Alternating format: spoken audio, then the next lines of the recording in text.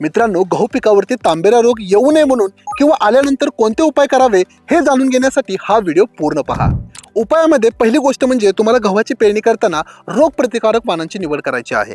दुसरी गोष्ट म्हणजे गव्हाची वेळेवर पेरणी करणे. तुम्हाला जास्तीत जास्त नोव्हेंबर अखेरपर्यंत तुमची पेरणी उरकून घ्यायची आहे.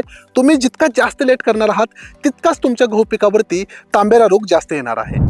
त्यानंतर पेरणी करताना तुम्हाला बियाण्यांवरती बीज प्रक्रिया करूनच पेरणी करायची आहे. बीज प्रक्रियासाठी मित्रांनो तुम्ही साप असेल, रोको असेल किंवा 22 सारख्या बुरशीनाशकांचा वापर करू शकता. जर खत व्यवस्थापनाचा आपण विचार केला तर नत्राच्या मात्रा आपल्याला अतिशय संतुलित पद्धतीने द्यायच्या आहेत. जितकं नत्र तुम्ही जास्त देणार आहात तितकाच रोग तुमच्या गहू पिकावरती जास्त येणार आहे. यानंतर पाणी व्यवस्थापनाचा आपण जर विचार केला तर अतिशय संतुलित पद्धतीने पाणी द्या. पाण्याचा अतिरेक करू नका. वापशावरती जास्तीत जास्त आपला प्लॉट राहायला पाहिजे.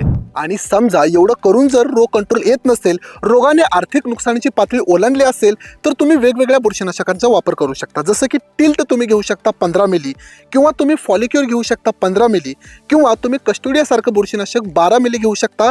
आणि सांगितलेल्या तिन्ही बुरशीनाशकांचं प्रमाण हे 15 लिटर पाण्यासाठी आहे.